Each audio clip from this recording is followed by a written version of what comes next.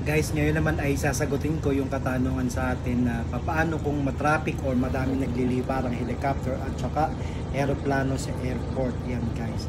So ngayon sa pagkakataong ito, tayo ay binigyan ng instruction ng control tower dito sa Manila o tinatawag natin na control tower, Manila Control Tower guys. So sa pagkakataong ito, nandito kami sa tapat ng Soler tsaka Okada. Diyan kami binigyan ng instruction na dito kami umikot or mag-orbit dahil may mga papatake off dito sa ating dalawang runway.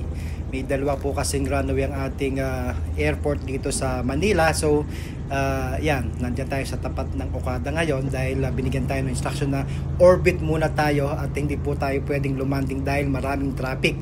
So pag sinabi pong traffic, airways traffic o dito sa aerodrome, yan po ay maraming tumitikot, may lumalanding guys. So yan po ay kinokontrol ng ating control tower na nagbibigay ng instruction kung tayo ay pwedeng lumanding, pwedeng to make off, or saan ruta ang dadaanan mo. So may helicopter route tayo sinusundan dito guys. Kaya naman kung binigyan ka ng instruction ng control tower na doon ka lang, ay intayin mo ang instruction na pwede ka na lumanding or to make off kasi busy po talaga itong ating airport. Kaya naman kailangan masusing nakikinig tayo at inuunawa kung ano ang instruction ng ating control tower. So binigyan tayo instruction na tayo ay umikot muna dyan bago tayo lumanding. So ayan, so sa tingin ko sa pagkataong ito ay binigyan na tayo ng clearance na makalanding tayo. So sa paglanding naman po, kailangan natin bigyan ng considerations yung ating wind direction o tsaka yung lakas ng hangin. So dapat po laging headwind o salubong tayo sa hangin. So sa pagkakataong ito,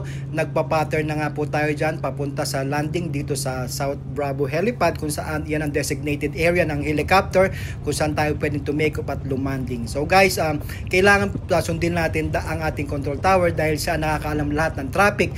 Kung sa sasakyan guys, pila-pila tayo. Ganon din po dito, pila-pila lang din na mabigyan ka ng clearance para ikaw ay makalanding.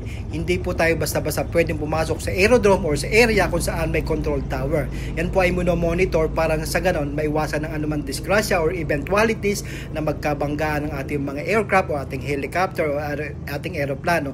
May designated altitude po yan na dapat hanggang doon ka lang altitude at doon ka lang magme-maintain. So guys, hindi po pwedeng pumasok ng mataas, kailangan may designated altitude na susundin ka. So ayan nga, as per instruction, kailangan natin mag-terminate dyan, mag-landing muna. Tapos, i-control din tayo ng rampa. May control ramp, domestic ramp dyan na nag-maintain. Isi-switch ka rin dyan. Iba rin ang frequency nila guys. So yan, para maunawaan nyo po kung bakit tayo ay kahit napakarami nating